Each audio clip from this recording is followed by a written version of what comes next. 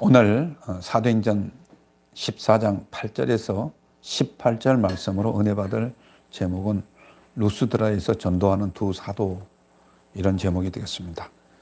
자, 먼저 시간에는 바울과 바나바가 피시디아 안디옥에서 전도하다가 추방이 되어 이고니온에서 복음을 전합니다.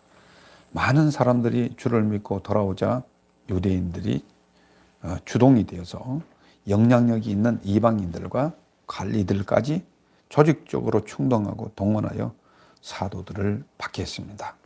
심지어는 돌로 치려하자 두 사도는 그것을 도망하여 그것을 피하여 루스드라에서 복음을 전합니다.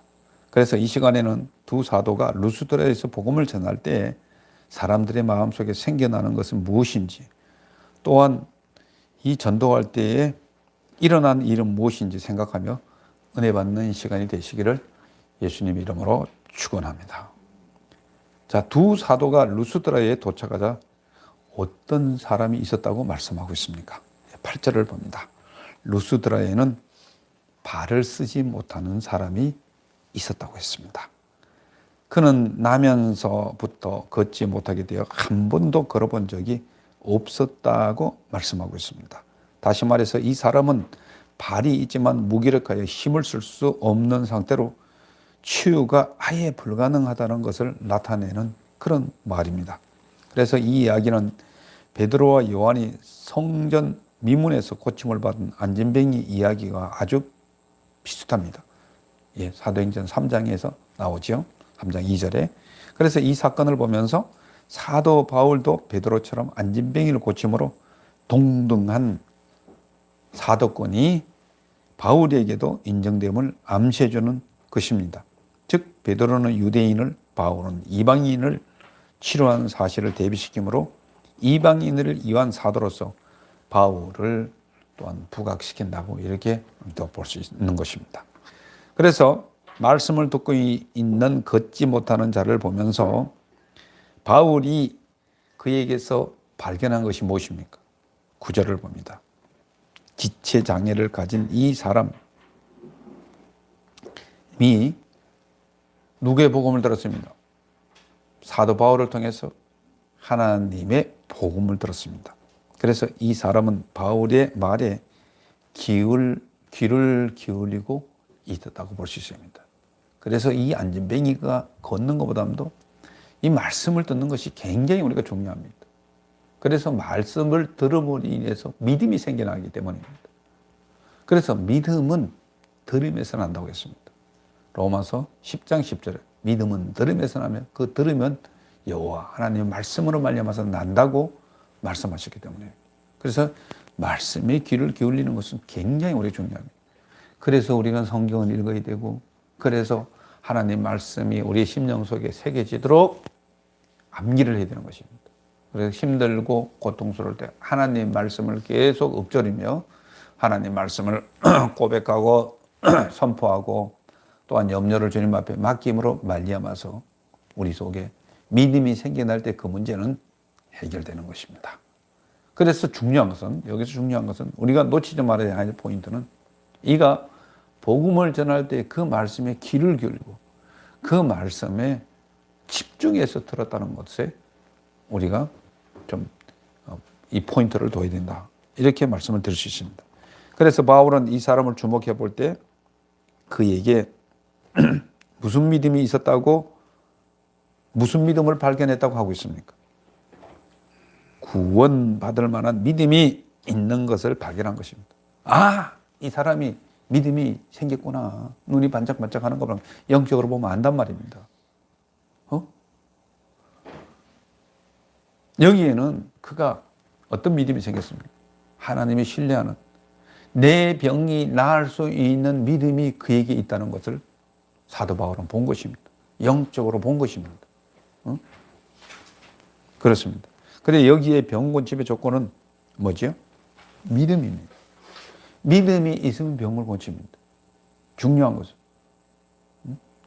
그래서 병 고치는 것은 우리가 상대방의 믿음을 통해서도 고칠 수 있지만, 또한 가장 중요한 것은 자기에게 그 믿음이 있어야 된다는 것입니다. 이러한 그의 믿음으로 무기력한 발이 완전케 되어 건강케 되는 원인을 가리키는 것이 믿음인 것입니다. 그래서 성전 미문의 안진뱅이는 단순히 무엇을 얻을까 하는 구걸하는 사람으로 묘사된 반면 오늘 본문에서는 발을 쓰지 못하는 사람의 마음속에 치료받을 만한 믿음이 있었다고 얘기를 하고 있습니다. 베드로와 요한은 은과 금은 내게 없거니와 내게 있는 건 내게 주느니 나사렛 곧 예수 그리스도 이름으로 일어나 걸으라고 했을 때 그는 걸었습니다. 누구의 믿음에 의해서? 베드로와 요한의 믿음에 의해서.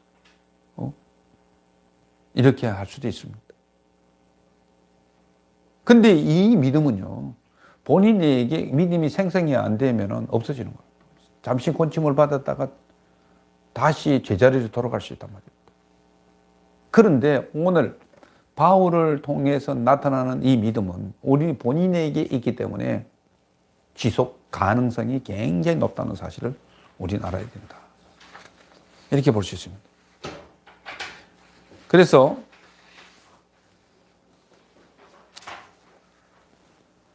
바울 사도는 그는 이방인에게 구원받을 만한 믿음이 있다는 사실을 강조하면서 신유의 기적을 언급함으로 이방인에게도 구원받을 자격이 있음을 나타낸다고 이렇게 볼 수 있는 것입니다. 그래서 바울은 그 사람에게 구원받을 만한 믿음을 보고 행하는 것이 무엇이었습니까? 10절을 봅니다.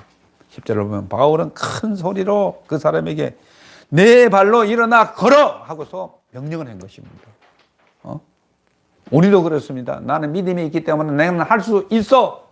이런 이야기를 하는 것이 굉장히 우리가 중요합니다. 여기서 바울이 큰 소리로 외쳐서 말한 것은 아마 환자에게 믿음을 북돋아주고 확신을 주기 위한 것입니다. 그런데 이는 베드로가 성전 미문 안진뱅이에게 한 말과 차이점이 있습니다. 즉 베드로는 예수님의 이름으로 일어나라고 명령했지만 바울은 예수님처럼 마가복음 3장 5절에 있는 자신이 직접 명령했습니다. 일어나 걸으라고 얘기했습니다. 그런데 그 사람이 그 말에 힘입어 일어나 걷기 시작했습니다. 걸을 뿐만 아니라 뛰기도 했습니다. 이 표현은 구원 곧 치유가 바울의 소리와 거의 동시에 이루어졌습니다. 그리고 이 구절은 그 안진뱅이가 차츰차츰 걷게 되었다는 다소 불편한 걸음이 아니라 완전히 회복된 정상적인 모습을 갖추었다는 사실을 여기서 아주 강조해주고 우리가 볼 수 있다. 이렇게 볼 수 있습니다. 오늘 그것은 우리에게도 적용시킬 수 있습니다. 우리가 이제 나이가 들면은 노화 현상이 일어나서 다리도 아프고 허리도 아프고 오만군데가 안 아픈 데가 없습니다. 그렇지만 우리는 운동을 해야 된다, 약을 먹어야 된다는 것은 너무 잘 압니다. 그런데 여기서 모르는 것은 믿음으로 하지 않는다는 것을 잊어먹을 때가 참 있습니다. 그러니까 다리가 아플 때는 우리가 믿음으로 예수님이 채찍에 맞음으로 나음을 입어서 내 다리는 나음을 입어서 하면서 걸을 때도 그런 믿음으로 고백하면서 걸으면 얼마나 좋겠습니까? 그렇지 않습니까? 허리가 아플 때도 내 허리는 예수님이 채찍에 맞음으로 나음을 입었어. 병든 자에게 손을 얹어 나음을 입으자고 말씀. 예수님의 손 이름으로 손을 얹고 기도하면 너희가 기도하고 구한 것은 받은 줄로 믿으라고 했기 때문에 그렇게 적용을 할 수가 있는 것입니다. 이거 굉장히 우리가 중요합니다. 그래서 길을 걸다 여호와는 나의 목자시니 내게 부족함이 없으소서. 그가 나를 푸른 초장에 누이며 실만한 물가로 인도하시는도다 하면서 우리가 늘 힘든 것을 주님 앞에 맡기면서 우리가 기도할 때 하나님은 그 믿음을 통해서 역사하는 줄 믿으시기를 바랍니다. 이렇게 바울이 행한 것을 본 무리들의 반응이 어떻습니까? 이 일이 지금 루스드라에서 지금 행해지고 있습니다. 그래서 무리들은 바울이 전하는 복음도 듣고 이 사실을 집착 목격을 했습니다. 근데 우리가 항상 중요한 것은 이 말에 귀를 기울여야 되는데 나타나는 현상에만 귀를 기울이는 이런 사람들을 봅니다. 이런 사람들 복을 못 받아요. 정말 기적이 일어난 사실은 결과예요. 결과를 보므로 인해서 우리에게 역사는 일어나지 않습니다. 중요한 것은 하나님 말씀을 들어야 된다는 것입니다. 그 하나님의 말씀을 들을 때 내 속에 부딪혀와. 맞아. 나도 이렇게 살면, 나도 기도하면, 나도 하나님 말씀을 고백하면, 나도 말씀에 집중하면 이런 일이 일어날 수 있다. 것입니다. 그런데 여기서 보면 정말 기적을 체험한 이 사람은요, 하나님의 말씀이 길을 들렸습니다. 그 속에 구원 얻을 만한 믿음이 있다는 것을 사도 바울은 발견했다고 했습니다. 그런데 여기서 환호성을 치는 사람들은 말씀에 귀를 기울이기보다는 기적에 열광하는 것들을 여기서 우리가 볼 수 있습니다. 이런 차이점을 봅니다. 그래서 이렇게 목격을 했는데 이 일로 인해서 사람들이 소리치기 시작했습니다. 그 무리들은 루가오니아 방언으로 소리를 질렀습니다. 안전병에 일어나 걷고 뛰는 현상을 목격한 루가오니아 사람들. 여기는 이제 루가오니아 사람들이라고 합니다. 이 루스드라를 보고. 그래서 루가오니아 사람들은 놀라워서 흥분을 했음을 보여주고 있습니다. 즉 그들은 흥분하여 격앙된 목소리로 기적의 현장을 떠들썩하게 했습니다. 온 시내가 떠들썩했던 것입니다. 그래서 그들이 루가오니아 방언으로 말했다는 표현은 이제까지 루가오니아 말로 하지 않고 다른 말을 사용했을 가능성을 지금 암시해주고 있습니다.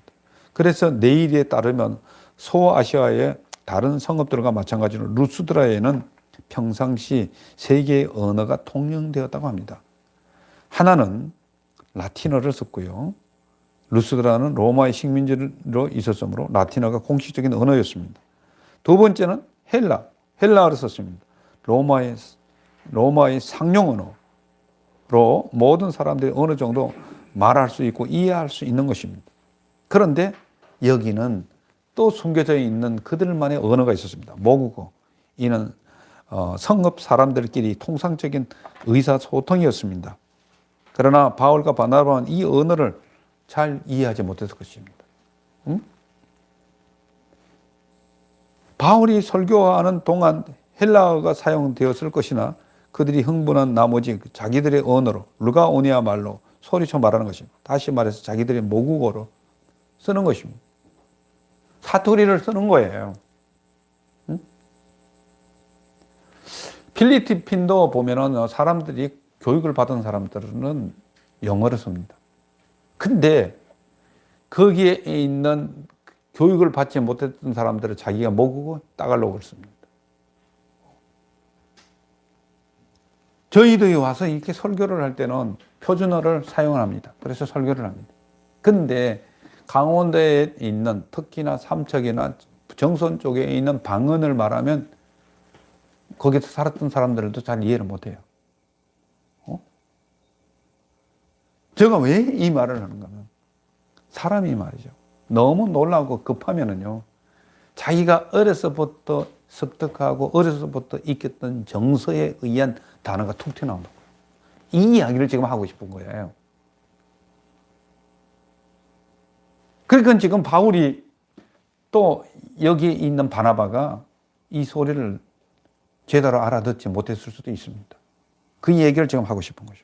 그래서 그들은 사도들을 보고 큰 소리로 신들이 사람의 형상으로 우리 가운데 내려오셨다고 이야기하고 있습니다. 당시 헬라 문화권에서 신이 인간의 형상으로 인간에게 나타났다는 믿음은 보편적인 것이었습니다. 이는 헬라의 신화에서 신들이 인간들과 동일한 생활을 한다는 사고방식을 지닌 것으로 묘사된 데서 분명해집니다.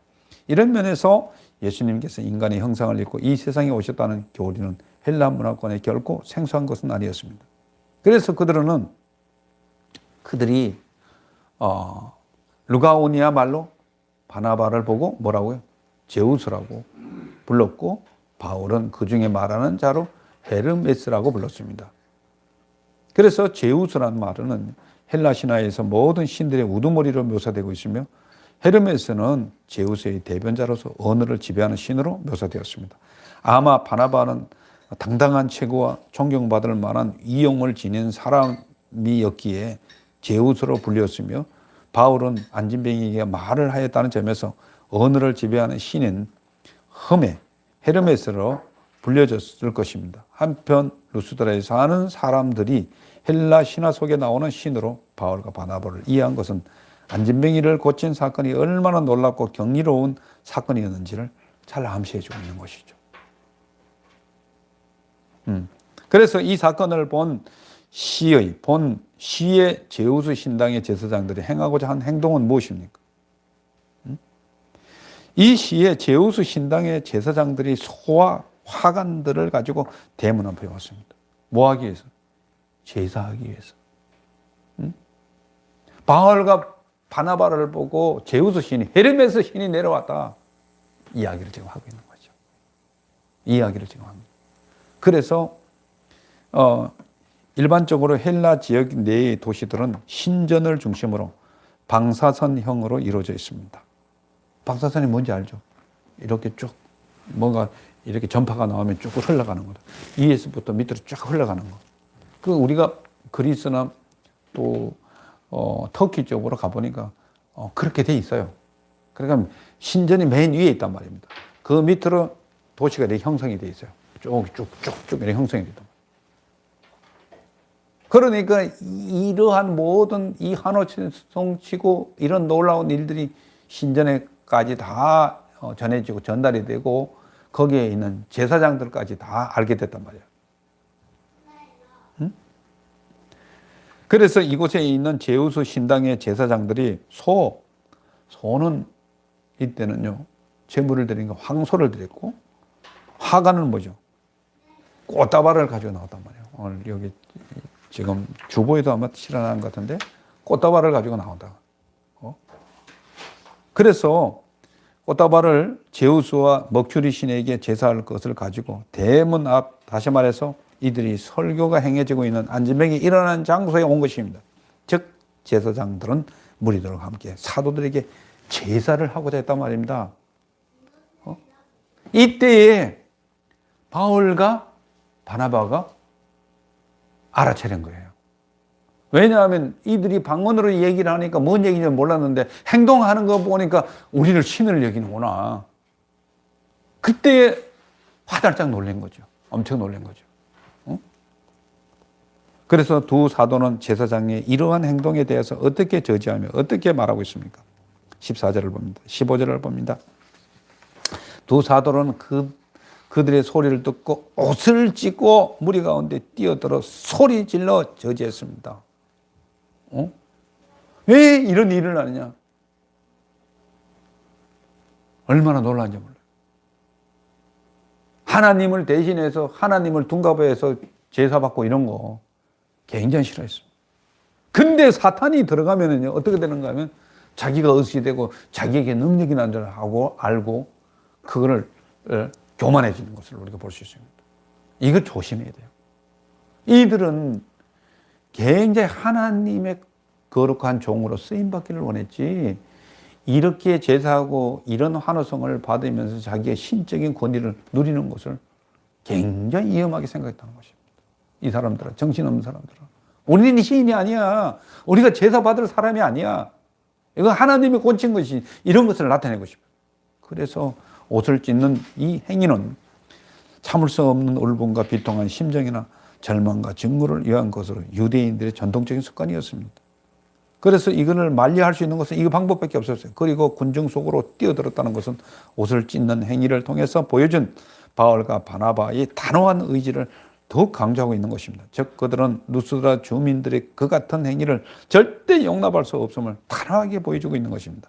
아마 바울과 바나바는 처음 루스드라 사람들이 그들의 언어로 말할 때 무슨 의미인지 잘 모르다가 제사를 준비하게 되자 그 내용을 알아차리고 다 황당해서 다급한 심정으로 그 군중들에게 옷을 찢으면서 달려드는 것입니다. 이런 짓을 하지 마라. 이런 짓을 하지 마라. 여러분은 왜 바울과 바나바가 옷을 찢는 이런 일을 했다고 생각하십니까? 그들의 이야기를 들어봅니다. 우리들도 뭐예요? 이제 설명을 합니다. 여러분들과 같은 성정이 같은 사람이야. 우리는 신이 아니야. 하나님이 아니라고 얘기를 하는 것입니다. 바울과 바나바는 여기서 제사를 받을 수 없는 존재가 아님을 분명하게 설명합니다. 경배받고 제사받을 사람이 아니에요. 여러분들과 같이 똑같은 성품을 가진 사람이야. 똑같은 성정이라는 말을 나타내는 것입니다. 본성이 똑같은 사람이야. 이는 사람의 몸을 취해서나 인간의 본성이 다른 신적인 존재가 아니라 신적인 본성을 지닌 존재임을 강조하고 있는 것입니다. 우리가 복음을 전하는 것은 이러한 헛된 일을 버리게 하는 것입니다. 이야기를 하고 싶은 거예요. 이 복음이 헛된 것들을 버리게 한다. 헛된 일은 제우스 신에게 제사하는 행위 또는 사람을 신으로 알고 경배하는 행위를 말합니다. 아마 바울과 바나바는 두 가지 의미를 모두 염두에 두고 한 말인 것입니다. 그리고 이것은 곧 루스드라인들에게 신관에 대한 새로운 대안을 제시하는 것입니다. 천지를 창조하시고 바다와 그 가운데 만물을 만드신 살아계신 하나님께 돌아가게 하게 하는 것이라고 또 사도 바울은 얘기하고 있습니다. 이 헛된 것들을 버리고 진정 이 땅을 만드시고 진정 이 천지를 창조하시는 분이 우리가 증거하고 있는 이 하나님께로 돌리고자 하는 그러한 강력한 메시지를 이들에게 주고 있는 것입니다. 그래서 사도들은 하나님은 지나간 세대에 대해서 모든 민족의 길들을 어떻게 취급했다고 말씀하고 있습니까? 16절을 봅니다. 하나님은 지금까지 지나간 세대의 모든 민족으로 자기들의 갈 길들을 묵인했다. 승인했다. 또 방임하여서나 여기서 말하는 길이라는 사람들이 살아가는 가치관이나 종교적인 진리 세계관을 뜻한다고 볼 수 있는데 따라서 본 구절은 하나님께서 지금까지 각 이방 나라의 관습과 종교 생활 등에 대해서 책망하거나 벌하시지 않았다는 의미입니다. 타락해서 그냥 본 것이에요. 왜? 예수 그리스도가 올 때까지. 그래서 예수 그리스도가 오심으로 말미암아서 이 잘못된 모든 관행들을 손으로 보시겠다 이 얘기입니다. 복음으로 손을 보겠다는 것입니다. 잘못된 것들을 고치겠다는 것입니다. 그래서 하나님이 우리들을 향해서 하시는 선한 일이 있다고 증거하고 있습니다. 17절을 봅니다. 하나님은 자기를 증언하지 아니한 것이 아니라고 얘기하고 있습니다. 하나님은 그렇지만 묵인했다고 해서 증언하지 않았다는 것이 아닌다는 것입니다. 그 기간에도 하나님이 진정한 하나님이라는 것을 계속 자연을 통해서 우주를 통해서 계시했다고 말씀하고 있습니다. 그래서 그 일은 무엇입니까? 하늘로부터 비를 내리게 하여 결실기를 주는 일, 즉 선한 일을 하셨다는 것입니다. 각 민족들이 자신들의 다양한 종교, 가치관, 세계관을 갖고 살아왔지만 그건 역시 하나님에 무관하지 않고 자연의 변화 속에서 하나님은 자신을 각 민족에게 나타냈다고 얘기하고 있습니다. 계시했다고 얘기하고 있습니다. 그래서 15절에서 언급된 창조자로서의 하나님께서 자연 가운데 자신을 제시하셨으므로 자연을 통해서 사람은 누구나 하나님은 어느 정도 파악할 수 있다는 자연 계시에 대한 진술을 지금 하고 있는 것입니다. 여기에 대해서 잘 이야기하고 있는 것은 사도행전 17장에 넘어가서도 얘기하고 있지만 로마서 1장 19절에 20절에 잘 얘기를 하고 있습니다. 우리가 진정 진리로 살고자 하면은 로마서 1장 18절에 19절 20절에는요. 하나님을 알만하는 것이 그들에게 보임이라고 얘기했습니다. 나타내 보임을 하나님을 알만한 것이 우리에게 있다고 얘기했습니다. 그리고 창세로부터 그의 보이지 아니하는 것들, 그의 영원하신 능력과 신성이 그가 만드신 모든 만물에 알려졌다고 얘기했습니다. 하나님의 그 신이, 하나님이 진짜 살아계심을 모든 곳곳에 나타나 있기 때문에 너희들이 나는 하나님을 몰라서 못 믿었어요. 예수를 몰라서 나는 못 믿었어요. 하나님 앞에 심판대 앞에 설 때 핑계치 못할 찐이라고 얘기를 하고 있습니다. 어려운 말 같지만 성령께서 함께 하시면 다 알아들을 수 있습니다. 왜냐하면 이 성경 말씀이 성령의 감동으로 쓰여져 있기 때문에 그 코드는 우리가 성령에 충만할 때 이 말씀을 알아들을 수 있습니다. 이것을 갖다가 우리가 논리적으로 알아듣는다고 하는 것은 굉장히 힘듭니다. 그래서 하나님의 말씀은 성령이 임해야 돼요. 그래서 지금 사도 바울과 또 바나바도 말씀을 증거할 때는 성령에 의해서 말씀을 증거하는 것입니다. 이게 자기가 언어지만 자기가 언어가 아니에요. 성령께서 그냥 풀어주는 것입니다. 이야기를 좀 하고 있습니다. 그뿐입니까? 그리고 음식과 기쁨으로 여러분들의 마음을 만족해 하셨다고 했습니다. 하나님이 우리가 음식을 먹는 거 이거 큰 축복이에요. 오늘 주일날도 우리가 같이 음식을 나눠 먹는 이것을 통해서 하나님 기쁨을 주셨다고 말씀했습니다. 이게 하나님의 선한 일이라고 했어요. 그래서 하나님 뜻은 음식도 맛있게 먹어야 돼요. 늘 우리가 감사해야 되는 거죠. 하나님이 이렇게 맛있는 음식을 주셔서 감사합니다. 이렇게 맛있는 걸 누가 만들었어? 하나님이 만드셨지 누가 만드셨습니까? 그런 마음으로 살아야 됩니다. 그래서 이 말은 어느 민족 누구에게나 하나님의 은혜가 풍족하게 주어졌으며 모든 민족이 하나님의 은혜에 만족하였음을 말해주고 있습니다. 이것은 보편적인 하나님의 사랑을 말해주는 것입니다. 즉 모든 민족을 하나님은 공평히 사랑해 왔음을 말해주고 있는 것이죠. 그래서 하나님이 우리가 일반 은총에서 선한 일이 음식도 만드셨고 좋은 옷도 입을 수 있는 거 다 하나님이 만드셨다는 것입니다. 그래서 세계로 여행을 해보면은 그곳마다 정말 사람들이 다양하게 음식을 만들잖아요. 맛있는 음식도 있고.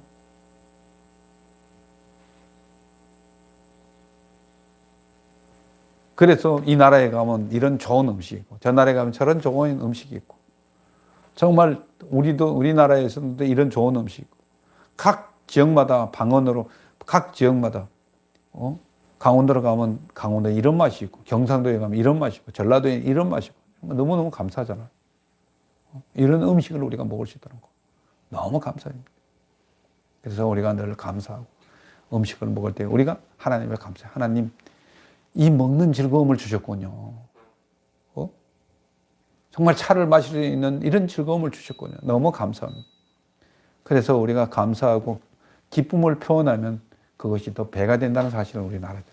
이런 가치관을 우리가 가지고 살아야 돼요. 이러한 말을 증언하여 제사장으로 하여금 금지한 것은 무엇입니까? 18절에 봅니다. 사도들은 이렇게 하여 겨우 무리들이 하는 것들을 이 제사하려고 하는 것들을 간신히 말렸습니다. 이런 일을 하지 말라. 절대 하지 말라. 이 어리석은 일을 하지 말라. 그렇게 하여 사도들에게 제사를 못하게 하였습니다. 바울과 바나바가 자신들을 신격화하여 루스드라 사람들의 잘못된 열심을 꺾는데 상당한 어려움이 있었음을 여기에 보면 겨우라는 단어를 통해서 알 수 있습니다.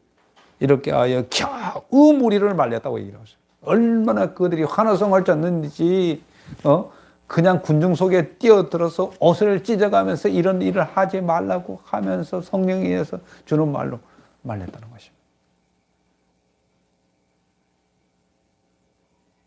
이건 굉장히 우리가 중요합니다. 우리는 하나님으로부터 쓰임받고 내 속에서 좋은 일이 일어나면 내가 너무 이 어깨에 힘들어가지 않도록 어떡하지 않도록 더 낮아질 수 있어야 돼요. 우리가 그냥 은혜를 거저받았으니 하나님은 은혜를 거저줄 수 있는 그런 사람들이 되야 되는 거죠. 이 논리가 적용돼요. 세상 사람들은 반드시 거기에 대한 이유가 있으면 내가 얼마를 주면 너는 나를 얼마를 해야 돼. 이건. 우리는 늘 거저줍니다. 베풀어도 늘. 왜? 하나님의 상금을 바라고 하는 사람들. 여기서 나타나는 바울과 바나바는 이런 사상이 굉장히 하나님이 주시는 은혜의 사상이 아주 깊이 녹아져 있다는 것을 우리는 발견할 수 있습니다. 사랑하는 성도 여러분, 주의 복음은 인간이 무지하게 험하고 어리석은 일을 하는 인생을 바른 길로 인도하게 합니다. 그것은 귀신에게 절하는 우상에게서 벗어나게 합니다. 그것은 그 복음은 어둠에서 벗어나 빛의 길을 가게 하는 것입니다. 이 땅에 우리가 먹고 사는 모든 것을 하나님이 공급해 주시고 또한 음식을 통해서 기쁨을 주셨다는 것입니다. 그래서 우리들을 지금도 살아 계셔서 하나님을 믿고 예수를 믿음으로 생명의 성령의 법 안에서 기능하며 살아가게 하는 것이 하나님 뜻입니다. 그러므로 주님을 신뢰하여 하나님의 약속의 말씀을 힘있게 고백하는 여러분들 되시기를 바랍니다. 또한 간절히 우리의 문제를 또 우리의 소원을 기도함으로 주님이 주시는 은혜와 축복을 마음껏 받아 누리는 성도님들이 되시기를 예수님의 이름으로 축원합니다. 기도하겠습니다.